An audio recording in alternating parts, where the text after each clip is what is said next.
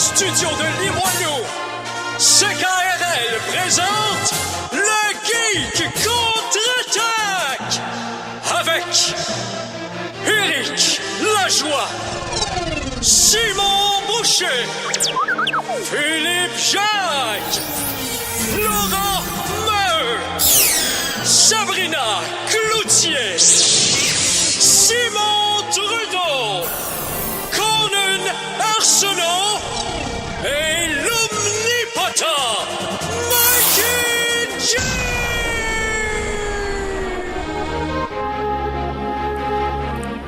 Bonjour tout le monde, samedi le 27 septembre, Simon Boucher au micro, accompagné de monsieur Laurent Maheu, bonjour. Bonjour Simon. Et l'omnipotent et l'omnipola Mikey G est remplacé cette semaine par mademoiselle Isabelle Baume. Hey, salut! Notre geekette en training. Oh oui. On va l'avoir à l'usure. Oui, je pense que d'ici la fin de l'émission, on va être capable d'utiliser un iPod Touch, ce qui serait déjà un bon début. Et écoute, depuis que je suis rendu avec un téléphone portable, tout va quand même assez bien, puis je suis rendu avec une télé intelligente aussi, donc on rit plus, c'est du sérieux. Oh! Éric Lajoie vient tout simplement d'apparaître de sa loot cave, et donc, si on le tue assez souvent, on va avoir des choses mauves qui vont nous tomber dessus. Oui, mais malheureusement, parce que je suis en retard, j'ai pas d'écouteurs. Oui, effectivement, tu iras t'en chercher de l'autre bord, on va commencer l'émission sans toi. Ah, ok, c'est beau. Ça t'apprendra. Alors, fidèle à notre habitude, nous allons commencer avec les nouvelles. Oui, les nouvelles geeks. Donc, cette semaine, on va avoir un petit musical, mais j'ai plein de choses. C'est maintenant l'heure de vous informer. Voici les Geektualités avec Simon Boucher. Alors, Simon, Oui, Laurent, qu'as-tu pour nous éduquer geekement cette semaine? plusieurs choses. Dans mon sac à malice, j'ai accumulé des patentes au courant de la semaine et je vais vous les redire à vous parce que vos oreilles méritent de l'entendre. Je fais ça pour votre bien, ne vous inquiétez pas. Donc, commençons avec quelque chose de le fun. On aime tous se faire, pardonnez mon expression, spoiler, se faire vendre la mèche sur des émissions ou des choses comme ça. Et cette semaine, Netflix a annoncé quelque chose de très intéressant. La roulette du spoiler. Donc, qu'est-ce que c'est?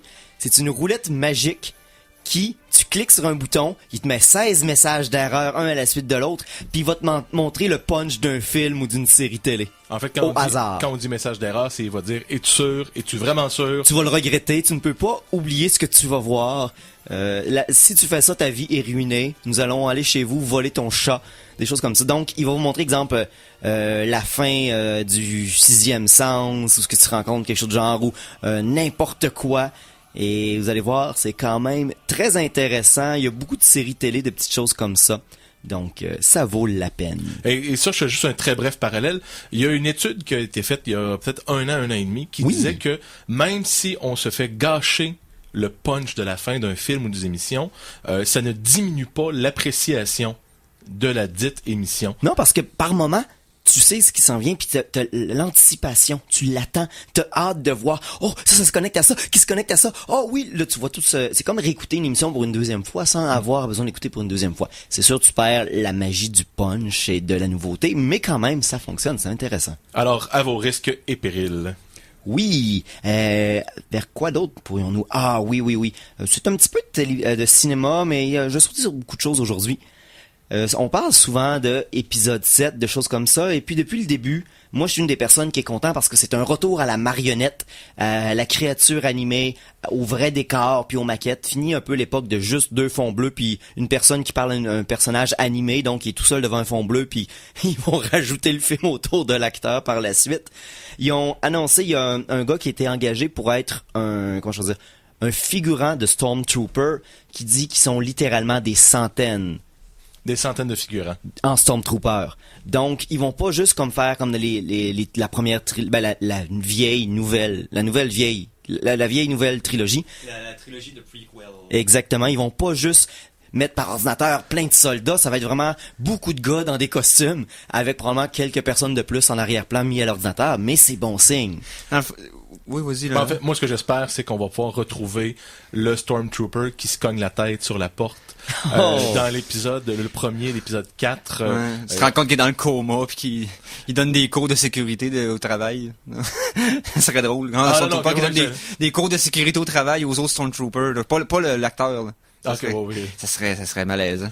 Parce que évidemment, je fais référence à, si on regarde dans le premier épisode, quand le vaisseau de la princesse Leia se fait attaquer, il y a des Stormtroopers qui débarquent et il y en a un qui se pète la tête sur la porte qui ouvrait. Donc c'est juste un petit toink, mais tu sais, c'est drôle de voir que ça c'était un humain et on n'aurait pas eu ça dans les épisodes 1, 2, 3. Non, effectivement. Surtout celui qui a une montre, puis un collier en or, puis dans l'épisode 1, 2, 3, en fait, s'il se serait cogné à la tête, ça aurait créé comme l'explosion de l'étoile noire avec des vagues d'ondes de choc crinquées. Ça aurait été spectaculairement inutile. Jar Jar aurait dit comme 4 commentaires. Oh, Micha Fourni, blablabla. Non, c'est vrai, c'est Jar Jar qui se serait cogné.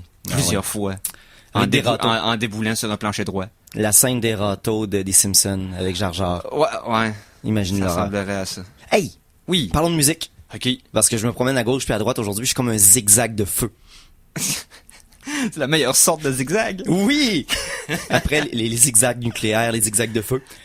Tom York, le chanteur et le leader du groupe Radiohead, vient de sortir son nouvel album solo, son premier en 8 ans depuis son précédent, qui était quand même très bon. Et une fois de plus, vous vous rappelez, il y a quelques années, je pense que c'était In Rainbows, l'autre d'après, il était disponible sur Internet et c'était payé ce que vous voulez. Oui, ça avait été un succès majeur. C'est l'album qui nous avait rapporté le plus d'argent et le plus rapidement aussi. Là, Tom York essaye un autre petit procédé. C'est avec la compagnie BitTorrent. Ici, BitTorrent, c'est un protocole d'échange de fichiers entre utilisateurs, mais c'est avant tout le logiciel original, le créateur du protocole, et puis maintenant, c'est une compagnie qui tente de devenir légitime, parce qu'ils ont comme le stigmate du vol de matériel copyrighté sur Internet. Ouais, ça, comme le peer-to-peer a eu pendant longtemps. C'est ça. Présentement, BitTorrent, c'est une promotion avec Tom York. T'as une partie de l'album qui est gratuit. Et puis, tu peux débarrer le reste de l'album pour genre $6 directement à partir de ton navigateur BitTorrent. Et puis là, tu vas le télécharger directement en peer-to-peer. Dans le fond, t'achètes la clé d'accès pour le reste de l'album. Puis même $6 pour l'album au complet, c'est rien. Hein? C'est rien. La version gratuite, c'est une chanson plus la version clip de la chanson. Puis après ça, tu payes $6 pour avoir le reste.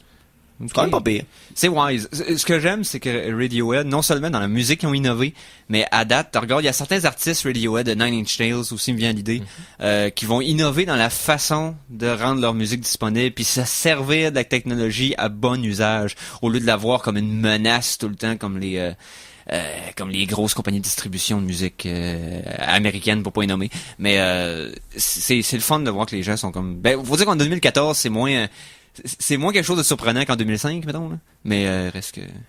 Ben du respect pour Monsieur York. Parlons un peu de super-héros. Ben oui, on fait ça de temps en temps. Oui. La Floride. La Floride. Non, pour être plus précis, le regroupement des producteurs de jus d'orange et d'orangerais de la Floride avait une mascotte, qui était une orange qui portait une cape, puis qui combattait le mal, probablement. Mais là, ils se sont rendus compte qu'une orange avec une cape, t'as juste l'air con. Oui. Fait qu'ils ont refait leur personnage logo, qui est maintenant un super-héros traditionnel ultra musclé en spandex, ultra trop moulé, qui a une sorte de bouclier d'énergie orange. Et il se tient avec Iron Man et d'autres personnages. Y a-t-il un faux tan de jaune-orange comme les... Non, mais il y a un tie-in avec Marvel. Ah, pour vrai? Oui. Ça fait qu'il va pas... Ah non, j'espère que ça...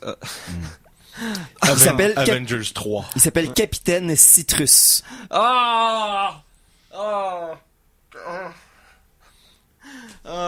Et son fidèle acolyte qui est d'agrumes, ça, non? Je sais pas, regarde. Mais ça, il y a quelques années, Stan Lee avait été approché par la NFL pour faire des super-héros représentants.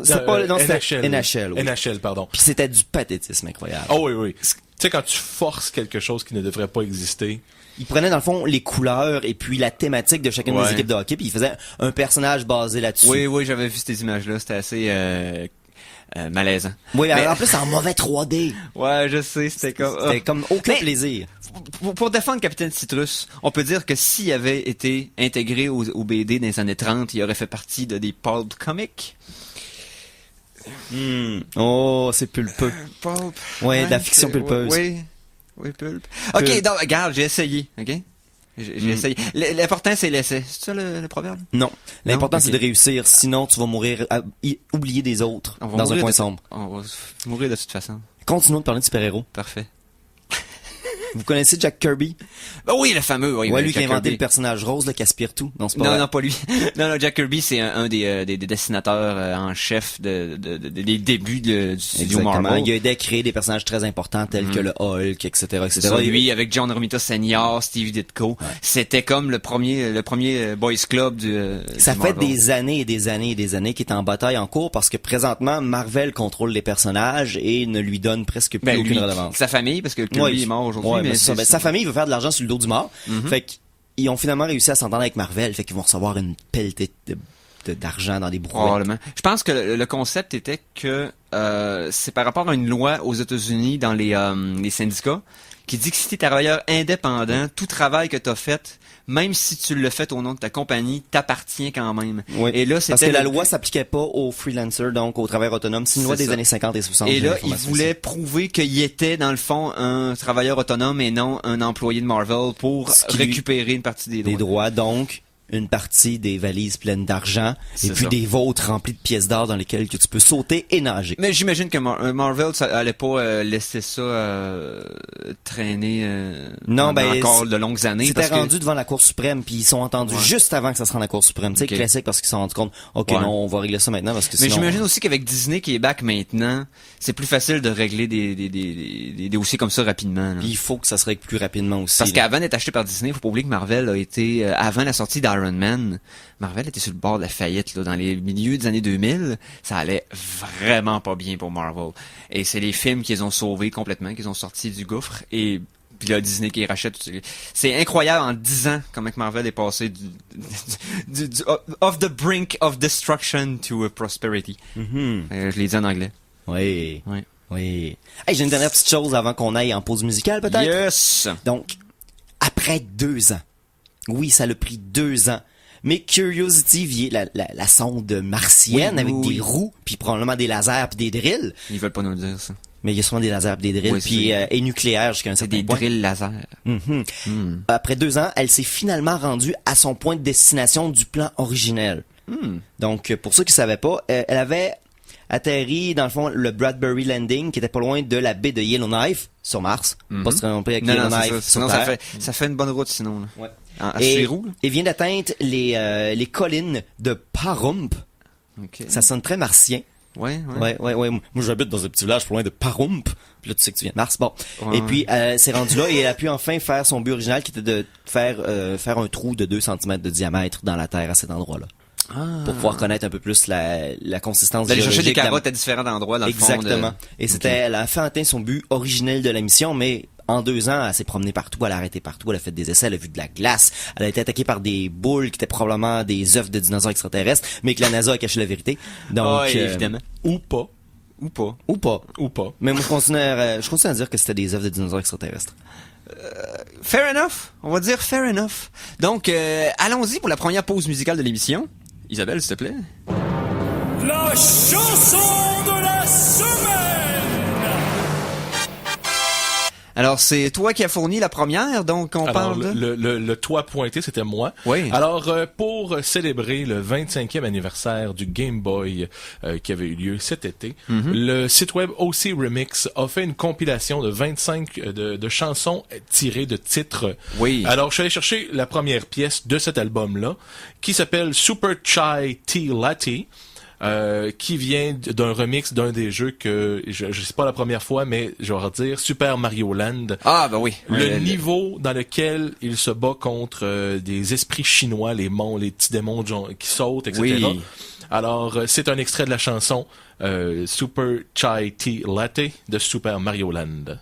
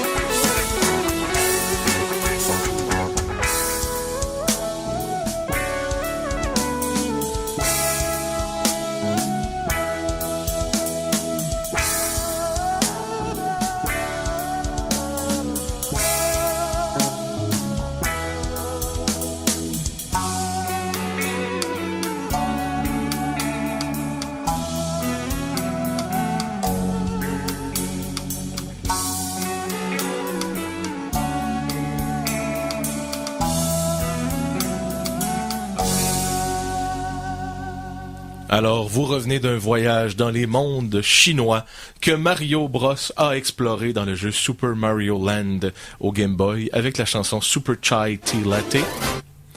Et donc, c'était ça la chanson qu'on vient d'entendre. Parfait. Hey, est-ce qu'on a encore une couple est-ce que t'as une sélection de nouvelles qui serait le fun à... Oui, j'ai même un thème. T'as même un thème, une chronique pour Simon? Chronique de l'étrange.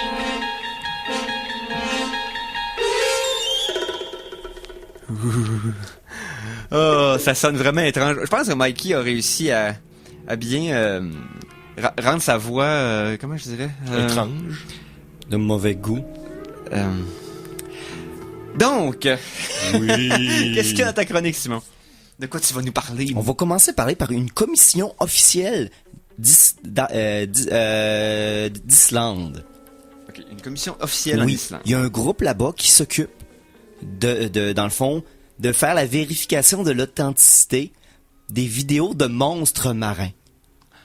Oh, Parce qu'en ok. Islande, il y a un lac qui s'appelle le lac Garfjolt. J'ai peut-être mal prononcé, je m'excuse. Sûrement mal prononcé. Qui, lui, est la maison d'un monstre qui s'appelle le Lagarfjolsormorin. Prononce les J comme des Y, ça va donner un coup de main.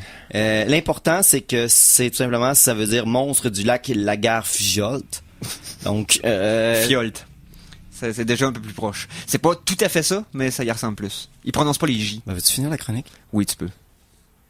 Tu peux finir, ce que j'ai compris. Ouais, Donc, une commission gouvernementale, Oui. après avoir vu un vidéo qui ressemble à un filet de pêche écrasé contre des roches, a confirmé l'authenticité de cette preuve et a remis au vidéographe 4300 $. Après ça, vous me direz que tenter de trouver des monstres marins dans les lacs de pays glaciers, glacial et froid ne paye pas.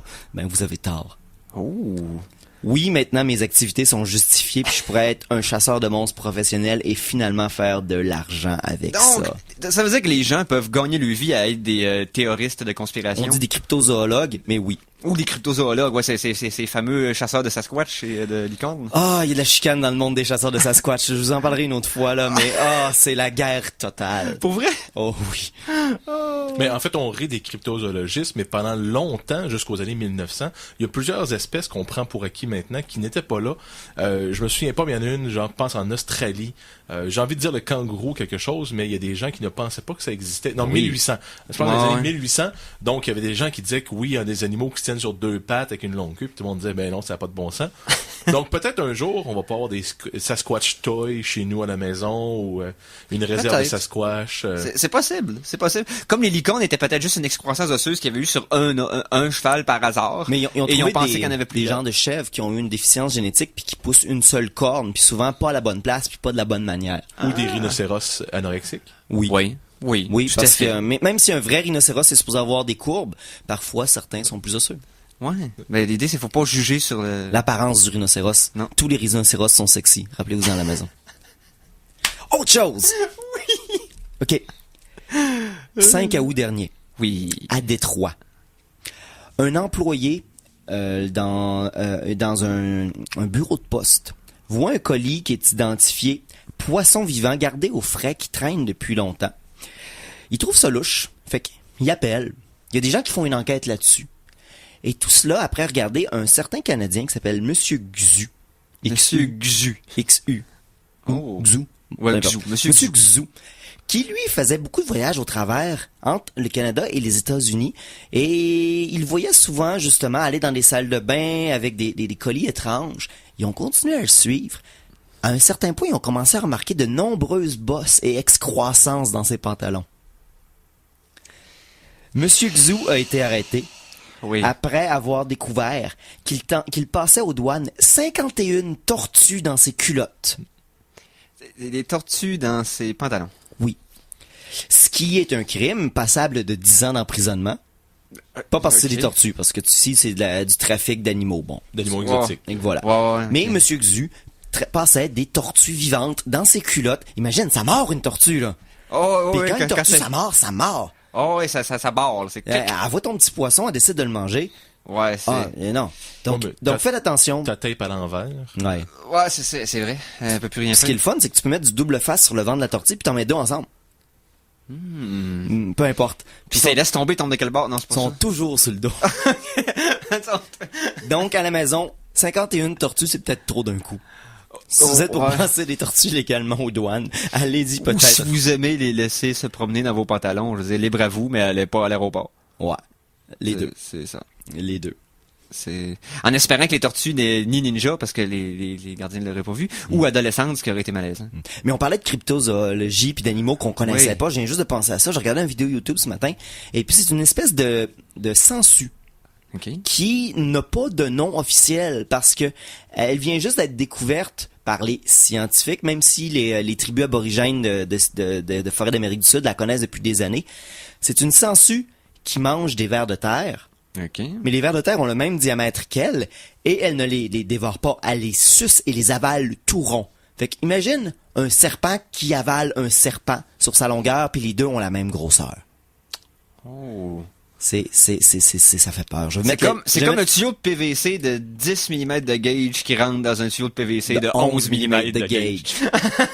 C'est comme, oh, nice. Donc, je vais essayer de vous mettre la vidéo sur la page Facebook, qui, en passant, allez voir ça, on met des choses à longueur de semaine Oui. incroyables. Des choses qu'on parle à l'émission, mais des choses qu'on ne parle pas à l'émission parce qu'on n'a pas le temps, et puis on a déjà oublié parce que j'ai 45 secondes d'attention. Ouais. En passant, j'ai trouvé un channel YouTube que tu vas adorer, Simon. Tu vas-tu nous partager ça sur la page Facebook? Oui, tout à fait. Eric va nous partager ça sur la page Facebook, tout le monde. Yes. Ben oui, c'est une expédition qui s'appelle, c'est le Nautilus EV Project, quelque chose comme ça, où c'est du monde qui font des recherches dans les fonds marins avec de l'équipement high-tech et des caméras HD. C'est fascinant ce qu'ils ont trouvé. Et vu que c'est HD, tu vois toutes sortes de pieuvres qu'on n'a jamais vues avant, toutes sortes de reliques qui avaient perdu. Là. Ils ont été en Italie, ils ont trouvé des avions de la Deuxième Guerre qui étaient là encore en bon état. C'est capoté, c'est vraiment D'ailleurs, cette cool. semaine, il y avait une vidéo d'une rare autopsie d'un calmar géant. Je n'ai pas encore eu le temps de l'écouter. Calmar! Oh, les calmars de genre de 20 calmars mètres et plus. extrêmement rares qui, eux, se battent souvent avec les baleines. C'est pour ça que quand tu les trouves, la baleine mange le calmar géant. Ok. J'ai oublié exactement le type de baleine, fait que je dirais pas n'importe quoi pour pas vous mentir, parce Peut-être que je plus respecte... des cachalots, peut-être, parce que ils ont les Non, mais baleines, ils ont il y a des fanions. non, il y a des baleines carnivores puis il y a des baleines non carnivores. Ouais. Bon. Mais même, ils sont tous carnivores parce qu'ils mangent des planctons, souvent du Ouais. zooplancton. Donc, c'est techniquement de la être carnivore, mais avec des petites affaires. Petites affaires. Mais bon, les deux se battent, donc souvent les calamars géants ont des morsures de baleines et ces baleines-là ont des blessures de tentacules de calamars géants. C'est vraiment comme dans les films de sous-marins marins des années de Jules Verne. Les films de monstres aussi, ils ont des cicatrices de combat. Mais on en a finalement capturé une en bon état et elle a été autopsiée en Nouvelle-Zélande parce que tout est plus badass en Nouvelle-Zélande. Et je vais essayer de vous envoyer le lien aussi, mais ça a fait le tour de l'Internet, fait que vous l'avez peut-être déjà vu. Ils l'ont peut-être fait dans le village de Hobbit pour que le calmar ait l'air encore plus gros. Non? Oui, parce que tu peux rentrer des hobbits à l'intérieur avec des casques puis des lampes. Ça fait de la spéléologie de ce calmar. OK. OK. Wow. Ça serait spectaculaire à voir ça aller. Honnêtement, là, des personnes de petite taille avec des caméras qui rentrent dans le cadavre d'un calmar géant. Sans dire que je paierais, je prendrais beaucoup de temps à la maison pour écouter ça au complet, là, sans skipper. Quelqu'un qui fait qui fait pas Noé, lui qui était dans la baleine, Jonas. Jonas. Oui. Un Jonas avec une caméra, une GoPro puis une lampe dans une baleine. Un reality show de Jonas. C'est, mettons, Oui. 4 vedettes dans une baleine. C'est lequel qui sort en premier. Exactement. Oh, wow. Hey, sur ce, après avoir parlé de ballet, on va parler de publicité, hein? On passait un petit peu de pub, puis on va revenir tout de suite après avec la suite de l'émission. Je pense que Laurent, il y a une belle chronique qui s'en vient. Yes, après la pause, un regard sur un certain type de jeu de société. Ouh, donc en pause, on vous revient bientôt, sans arrêt. Alors attention, ici c'est François Pérusse et ce que vous écoutez en ce moment, c'est les Geeks contre-attaque. Fait que, watch out. À CKRL 89,1.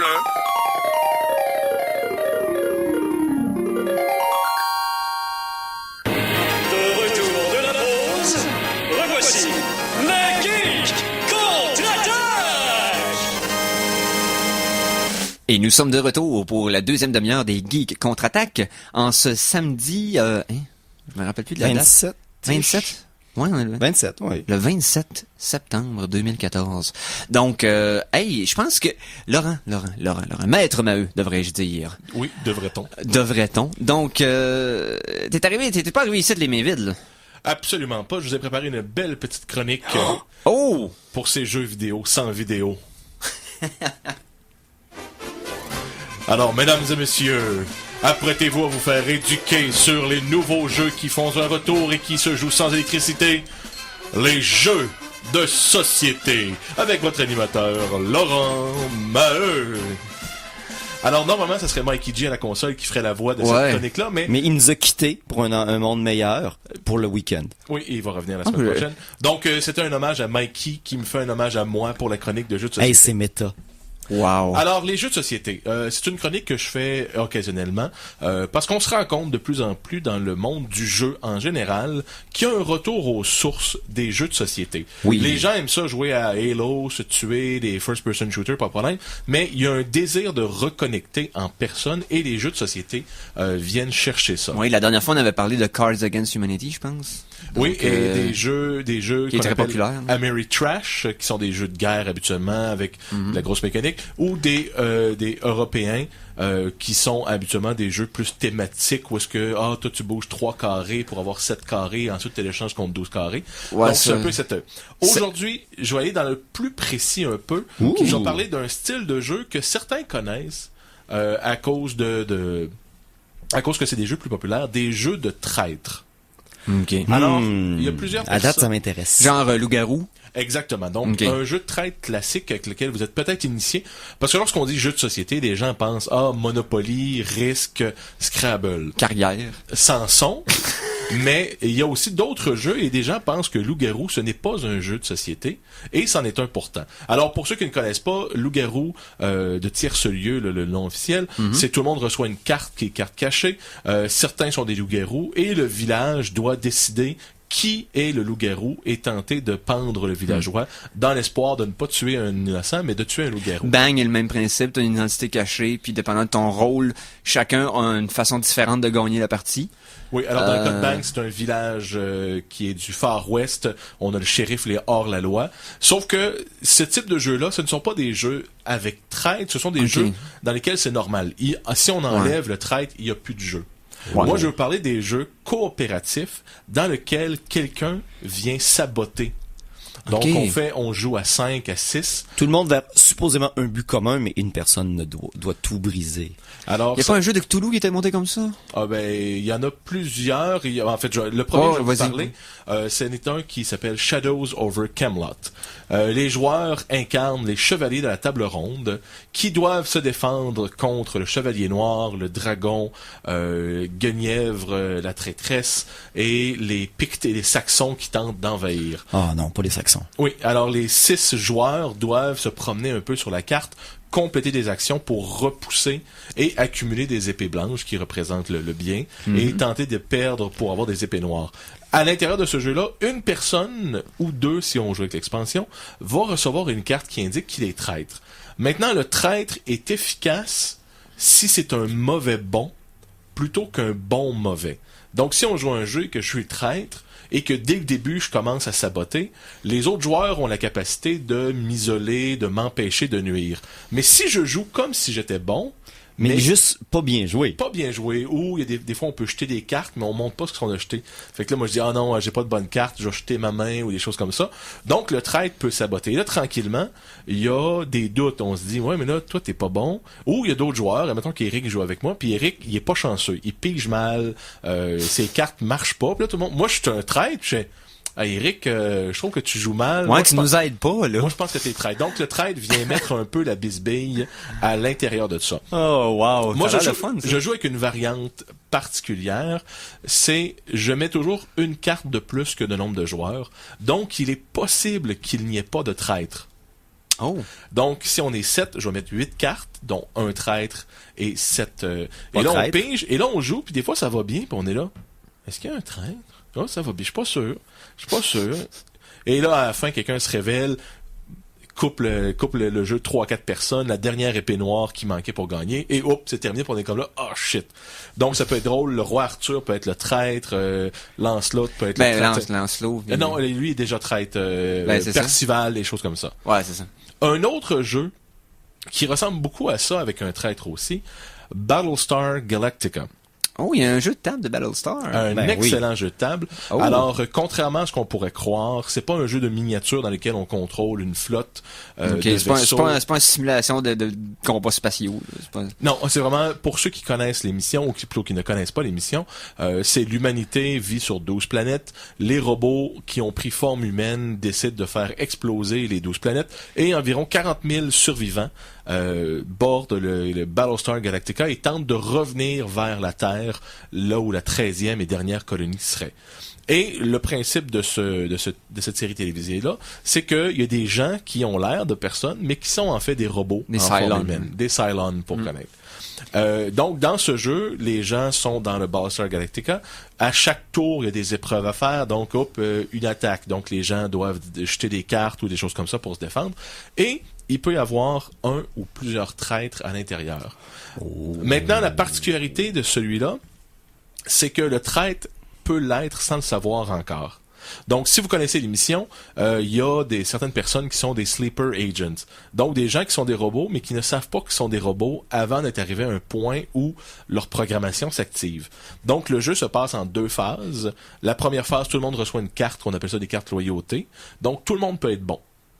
Et ensuite, à la mi-chemin, il y a assurément quelqu'un, s'il n'y a pas déjà un traître, qui va devenir traître. Donc, ça se peut qu'Éric se batte pour qu'on réussisse, puis à mi-chemin, il découvre que, non, c'est un robot, et là, il va devoir commencer à nous saboter tranquillement, sans devoir, évidemment, se dénoncer, parce que on peut le mettre en prison, des choses comme ça. Donc, ça, c'est contrairement à ma version que je disais tantôt, où est-ce que je rajoutais une carte pour pas qu'il y ait possiblement de traître. Là, ça se peut qu'il n'y ait pas de traître au début, mais assurément un traître à la fin. Et la différence avec l'autre jeu, c'est qu'une fois que le traître est révélé, il s'en va du côté des méchants, mais il y a des actions qui sont particulières aux méchants. Donc, à chaque tour, lui, il peut continuer à attaquer, etc. Ah non, c'est cool ça, parce qu'il y a certains jeux qu'une fois que les identités sont révélées, c'est comme le jeu se termine pratiquement, parce que ça vaut pas la peine de jouer. À ce moment-là, t'as comme le jeu qui continue comme une deuxième façon de... Hey, je lis pas ça. Et ça, l'avantage de ce type de jeu-là, c'est que personne ne perd réellement. Donc, si on joue à risque, et que Simon a pigé des mauvaises cartes, puis il est à 3 endroits différents, et nous autres, on se dit, ça va être des cartes faciles, on tue Simon. Ben, Simon peut mourir dans la première demi-heure d'un jeu de 3 heures, 4 heures. Ouais. À risque, à part les 2 derniers, tout le monde perd. Oui. Tout le monde perd beaucoup de temps. Même les 2 derniers, tout le monde perd. Ouais, c'est ça, tout le monde perd. À un moment donné, t'accumules, je prends un pays, je gagne une carte, je vais mettre 147 armées. Ouais. Hop, tu prends un pays, tu mets 172 armées. Ça devient ridicule. Moi, j'ai joué à la version Lord of the Rings à une certaine époque où il y avait un genre de... T'avais la communauté qui partait de la comté puis qui s'en allait jusqu'à Mordor. Donc, t'avais un timer. Fait que chaque tour, la confrérie de l'anneau avançait sur la map. Mais ça, tu peux pas interagir avec eux. C'était simplement le timer que tu voyais se déplacer. Puis une fois que t'es rendu à Mordor, la game était finie. Et là, tu calculais le nombre de troupes, le nombre de pays, puis tu avais une base de points. Ça faisait en sorte que les games de risque pouvaient durer 1 heure, 1 heure et demie. Ce qui était bien. Ça a pris un jeu qui était vraiment classique, mais ça l'a rendu comme jouable. Oui. Parce que Risk, c'est comme... En fait, beaucoup de versions, je veux dire, remixées de Risk, mettent un chrono. En mettant 5 tours. Ceux qui ont le plus de territoire, des choses comme ça. Ouais, faux, parce que... C'est épouvantable. Même une partie de Monopoly, ça peut durer des heures. Je connais des histoires de gens qui ont des parties de Monopoly qui ont duré des semaines et des semaines, là, avec, au coût d'une soirée ou 2 par semaine, et ça pendant un mois. Je connais des gens qui se sont pas parlé pendant des mois à cause d'une game de Monopoly. Non, mais Monopoly, c'est fait pour détruire les amitiés. Alors, avant la pause musicale, il me reste un autre jeu que je veux parler dans cette série-là. Ce jeu-là, c'est un film d'horreur en jeu de société. Ça s'appelle Betrayal at the House of Haunted Hill. Dans la boîte, tu as des cartes ainsi qu'un couteau? Non, malheureusement. Donc, c'est un jeu dans lequel on joue des clichés. Il y a le petit garçon, le sportif, la fille, le professeur, la voyante. Et pour des raisons que les gens s'inventent, ils rentrent dans une maison hantée. La porte se ferme. Pour ressortir, ils doivent explorer la maison, qui sont des tuiles qu'on pige au hasard. Et éventuellement, il y a quelqu'un qui va devenir le méchant. Et ça, la particularité du jeu, c'est qu'il y a 2 livres, le livre des survivants et le livre du méchant. C'est, admettons que j'ouvre une pièce et c'est la pièce des miroirs. Et là, je prends une carte, ça me dit, vous voyez votre image dans le miroir, jetez 3D, gagnez ci, gagnez ça. Et après ça, on vérifie s'il y a eu une possession. Donc, si le jet de possession passe, on ouvre le livre et là, on va dire, OK, il y a eu le miroir, telle affaire, donc c'est le scénario 13. Il y a une 50aine de scénarios. Okay. Donc ensuite, le méchant prend son livre, s'en va se cacher. Les bons prennent le livre et le livre ensemble. Et là, ça devient un film. Donc, je vais vous donner quelques exemples. Moi, j'ai joué plusieurs fois. La première fois, c'était moi le méchant. Et je suis devenu un ratman. Un homme rat. Un homme rat. J'ai développé une affinité avec les rats. Et pour gagner, il fallait que j'aille attaquer les survivants pour les pousser dans une pièce. Et les survivants, à l'inverse, devaient trouver un item dans une autre pièce pour pouvoir se sauver. Une autre fois, quelqu'un est devenu fou et tout le monde est devenu miniature. Donc, il y a eu du ooze qui est tombé, tout le monde est devenu miniature et cette personne-là contrôlait les chats. Et les chats se mettaient à attaquer le monde. Pour c'est sauver, mon pire cauchemar, ça. Pour sauver, à la Stuart Little, les joueurs devaient trouver un avion jouet qui se trouvait dans une des salles choisies, partir avec et aller rattraper chacun des survivants dans la maison, là où ils étaient, pour sortir par une fenêtre ouverte. Et là, j'en ai joué, je dirais 5-6, il m'en reste théoriquement une 40aine de scénarios à explorer de ça. Donc ça, c'est Betrayal on the House of the Haunted Hill. Est-ce qu'il s'est fait en français? Est-ce que tu es au courant? Je sais pas. Je ne sais pas. Je vous dirais que moi, je suis un légèrement puriste et j'achète régulièrement mes jeux en anglais. Les versions originales, dans le fond. Mais des fois, c'est pratique parce que t'arrives des situations, exemple, le nombre de fois que j'ai joué comme Cards Against Humanity, dans une situation où tu es obligé de checker les cartes des autres parce qu'il faut que tu leur traduises la moitié des mots.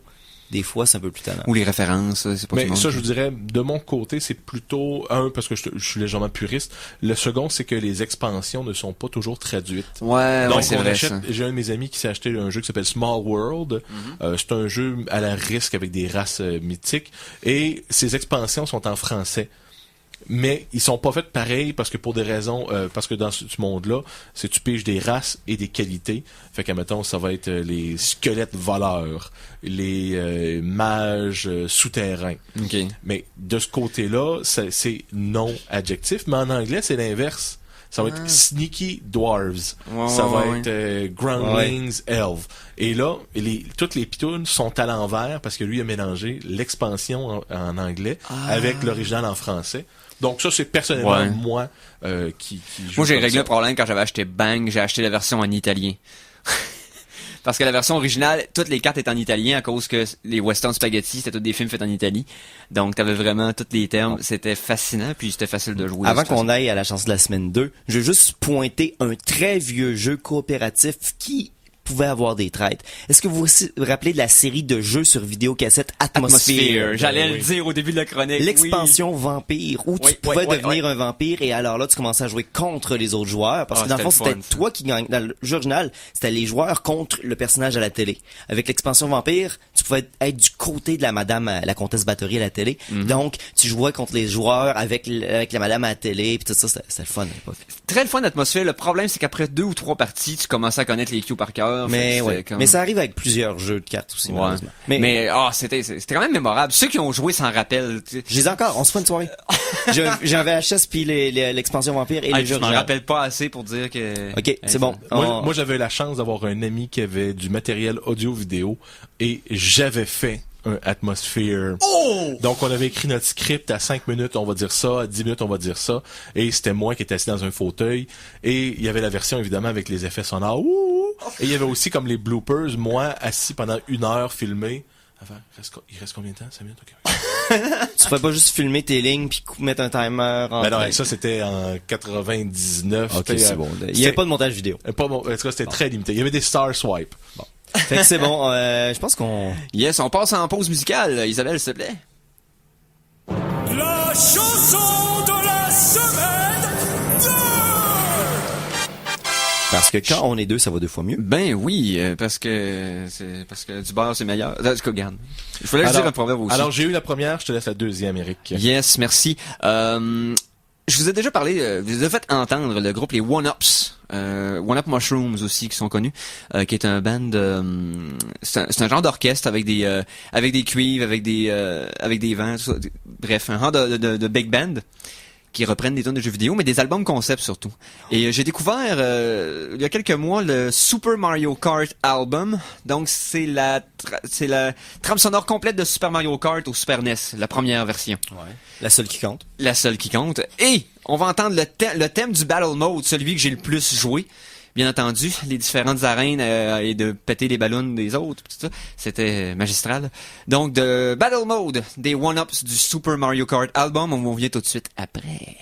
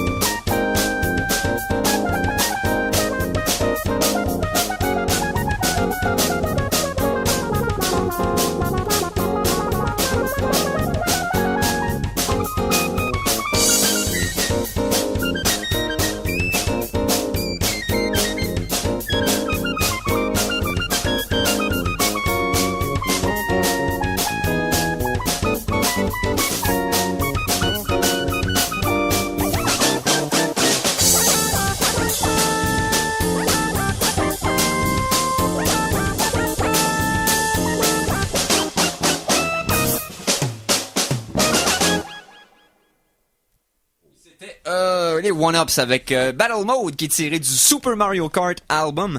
Ça, c'est disponible sur leur site officiel des One-Up Mushrooms. Faites une recherche sur Google. Au pire, j'enverrai le lien sur la page Facebook. Non, pas au pire, au mieux. Au mieux. C'est vrai, t'as raison. Au mieux, je vais la mettre sur la page des Geeks Contre-Attaque sur Facebook. Suivez-nous. Il y a souvent des suites à nos chroniques, de l'information supplémentaire, ainsi que plein d'autres informations qu'on survole pas dans les chroniques, qu'on n'a pas le temps ou que nos collaborateurs qui sont pas à l'émission présentement continuent quand même d'alimenter le site avec plein de choses cool. Donc, le Facebook, les Geeks Contre-Attaque, très divertissant. Et je vous promets plus de photos nues de moi. Donc, inquiétez-vous pas, il n'y a plus de danger. Ok. Alors, pour terminer ma chronique, je vais Ouais. terminer avec une série de recommandations, une brève recommandation. Si vous voulez jouer à des jeux, parce que les jeux que j'ai parlé sont un peu plus exhaustifs, ça nécessite des joueurs qui sont habitués, mais il y a des jeux un peu plus dans le style de loup-garou qui vont vous offrir une expérience similaire avec des façons différentes, et vous risquez de perdre vos amis avec ça. À chaque fois qu'on joue, tout le monde devient sur le gros nerf, puis il faut qu'on arrête après 3 parties parce que tout le monde est comme on devient agressif. Le jeu s'appelle Résistance. Ok. Nous sommes dans un futur quelconque dans lequel les entreprises ont pris le contrôle et nous sommes la rébellion qui tente de Contre faire... les méga corporations européennes. Oui, Donc, c'est la prémisse de Syndicate. Ou de Shadowrun. Mais ou je peu vous dirais, importe. c'est... Vous êtes dans le futur, les méchants sont ça, vous êtes les bons. Bon. Et le but du jeu, c'est que les rebelles autour de la table doivent accomplir des missions. Lorsqu'on parle de mission, c'est pas faites ceci, c'est on doit envoyer des gens. Les gens ensuite reçoivent 2 cartes. Ils doivent choisir est-ce que la mission réussit ou ne réussit pas. C'est tout. Ok. Si toutes les cartes sont bleues qui a réussi, la mission est passée.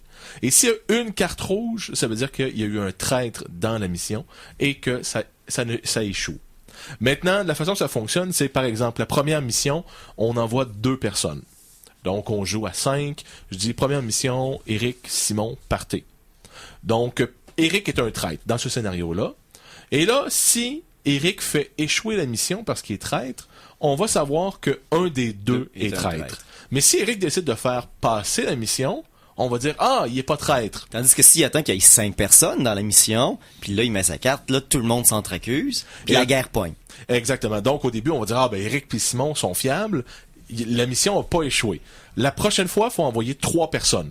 Bon, mais je vais envoyer Eric Simon parce que ça a réussi. Et je vais prendre Isabelle. Et là, Eric décide que c'est le moment ou jamais. Il fait échouer la mission. Donc, on a 2 cartes qui font que ça passe et une qui ça passe pas. Donc, qu'est-ce qu'on va penser? On va dire Isabelle, c'est elle la traître. Mais Isabelle, elle va dire, non, je suis pas traître. Mais on va dire, ben là, c'est pas un des deux, ou peut-être un des deux qui a pas joué. Et là, ça continue comme ça. Et le but, c'est qu'il y a 5 missions d'un nombre de joueurs qui change. Donc, 2, 3, 4, 4, 3, mettons. Et il faut réussir 3 de 5. Donc, à l'inverse, Il faut que le saboteur en sabote assez, mais qu'il reste discret. mais moi, j'ai vu des jeux différents. Même scénario, toi, Eric, vous êtes envoyé. Eric, c'est un traître. Cloc, il met une carte traître. Tout de suite. Fait que là, on se dit, ah, ben c'est facile, on n'enverra pas un des deux. On n'enverra pas les deux ensemble, comme ça, on est sûr de pas avoir de traître. Mais après ça, quand il y a une mission à 4, Tu es obligé d'en envoyer un. faut choisir lequel des deux on va envoyer. Et on sait qu'il y a un traître. Donc, on est là. Et plus on joue, plus il y a de traîtres. Les traîtres savent qui ils sont. Donc, un peu comme dans Loup-garou, les loups-garous se savent. Donc, admettons, je dis, je sais pas qui envoyer. Je vais envoyer et je choisis 3 personnes bonnes. Et là, les traîtres vont dire, oh shit, faut que au moins un traître y aille. Ah non, moi, je pense que... Donc, les traîtres accusent les autres de pas être traîtres. Donc, ça, c'est le jeu de base. Ok. Et là, à un moment donné, ça devient un peu mathématique. On dit, OK, un des deux, 50% de chance, l'autre, une chance sur 7. Si on envoie ça, il y a des cartes ensuite, des pouvoirs en quelque sorte, qui permettent de faire changer un peu les règles du jeu. Par exemple, la personne qui choisit les équipes change de tour à tour. Le leader. Ok. Donc, si moi, j'ai une carte, et je pense que, mettons, Simon qui est le leader, je pense que lui, il va envoyer un traître, je peux prendre le contrôle. Il y a certaines cartes qui permettent de regarder les cartes des autres. Donc, je peux prendre une carte, je vais regarder celle d'Éric, je vois qu'Éric, c'est un traître. Je peux pas montrer la carte, mais je peux le dire. Je vais dire, hey, Éric, c'est un traître. Éric peut répondre, non, moi, je suis pas traître. Si tu dis que moi, je suis traître, ça veut dire que toi, t'es traître pour que le monde pense que moi, je suis traître. Ah, ok. Fait que dans le fond, le monde faut qu'il suive ta parole. Eh bien, Parce que t'as oui. vu la carte, mais ça veut pas dire que Tu c'est peux, la pas, vérité. tu peux pas le prouver. Fait que tu peux voir qu'il est pas traître, puis dire, ah, t'es traître, je le savais. Là, Et mon voilà. frère, ah, c'était lui. Puis là, tu fais, non, c'est pas moi. Et là, l'autre traître, si moi je suis traître et je t'accuse toi d'être traître, l'autre traître peut embarquer avec moi. Donc, Ouais. mettons, sur 5, on est 2 à dire qu'Éric est un traître. Hey, parce ça a que- l'air épuisant, ça. Et ça C'est- dure wow. une vingtaine de minutes. Il Et- y a pas de règles, il y a pas de points, il y a pas de OK, t'as parlé 3 fois, t'as ci, t'as ça. Et juste en parler là, tout le monde est là. Non, hey, t'as souri croche. Quand t'as choisi, t'as regardé Simon, ça veut dire d'être traître. Hey, tu dis ça parce que je suis un traître. Non, là, je vous jure, il y a Wow. le monde, on pogne les nerfs d'une bonne façon. Oh, d'une bonne façon, mais reste que, j'avoue que ça doit être, tu peux pas mettre de trop de pression sur l'amitié de tout le monde en jouant trop souvent. Parce que J'ai- d'après moi, ouais. ça doit, J'ai wow. lu ça, selon le Vatican, c'est la 32e raison pour les divorces. Et Wow. juste une C'est quoi le nom déjà? Résistance. Résistance. C'est un petit jeu, ça coûte une $30, c'est très abordable, ça peut jouer jusqu'à 7 ou 8 personnes. Il y a une version arthurienne qui s'appelle Avalon, qui est mécaniquement la même chose, Mais qui est dans un contexte médiéval. mais qui ont rajouté Merlin. Oh. Merlin, c'est l'équivalent de la petite fille. Dans les loups-garous, quand les loups-garous se regardent, la petite fille peut regarder qui ils sont. Donc, Merlin commence le jeu en sachant qui sont les traîtres. Sauf que, hypothétiquement que les traîtres perdent la partie, ils peuvent, dans dernier recours, tuer Merlin. Donc, vous êtes traître, on joue à 6, et là, vous dites, moi, je pense que c'était Isabelle Merlin. Si les méchants tuent Merlin à la toute fin, ils gagnent quand même s'ils ont perdu. Donc, Merlin peut pas faire, by the way, je suis Merlin, traître, on envoie les autres, parce que les traîtres vont dire, ok, on a perdu, on choisit toi, parce que t'es Merlin. Donc, c'est une autre version. Personnellement, je l'aime moins parce que à la fin, t'as comme une chance sur Ça 3. commence à plus ressembler à Bang, dans le fond, avec le renégat, puis avec les autres là qui peuvent tuer le shérif à la fin pour réussir à gagner quand même. Mais donc, Résistance ou Avalon, qui sont mécaniquement les mêmes choses avec quelques variantes. $30 trouvables Yes. sur Amazon. Prenez Résistance, l'Imaginaire, il y a des lasers. La revanche. Je le recommande, ça se joue rapidement. Vous pouvez jouer 3 fois en 1 heure facilement. Puis c'est un bon... Si vous pensez que c'est vos vrais amis, mettez-les à l'épreuve. De dire, regarde-moi dans les yeux, puis jure-moi que t'es pas traître. Je te jure, je suis pas traître. Si t'es traître, je parle plus. Et donc, c'est fantastique. Résistance. Oh, wow. Une belle initiation au jeu de traître. Yes, fait que, hey, je pense que ça fait le tour de l'émission. T'avais-tu de quoi finir? Là? Non, mais juste parlant de jeux de société, vous connaissez le jeu de cartes virtuelles Hearthstone fait par Blizzard. Il y a des pirates chinois qui ont imprimé chacune des cartes puis qui les mettent dans une boîte puis que tu peux acheter. Fait que tu peux jouer au jeu virtuel mais avec des vraies cartes comme Magic. Sauf que c'est illégal, mais c'est quand même drôle de voir que ça a été transposé dans le monde réel. Donc, ben, hey, je pense qu'on est dû pour finir l'émission, là. Fait que, hey, en tout cas, merci tout d'abord à Simon et à Laurent d'avoir été ponctuels, ainsi qu'à Isabelle. Plaisir. Merci ben, Eric d'être arrivé à temps. Ouais, attends. Vous étiez en train de commencer l'émission, là, j'étais presque à temps. Donc, merci à Laurent. Faisait longtemps que je t'avais pas vu dans le studio, c'est cool.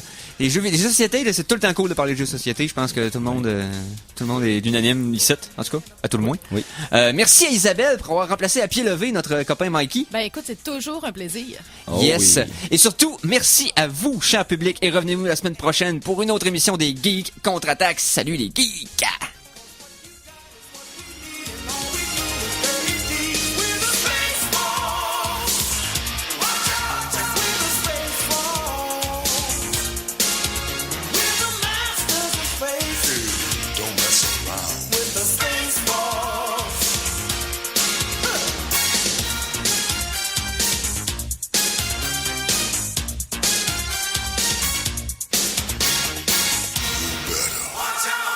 Ha ha ha.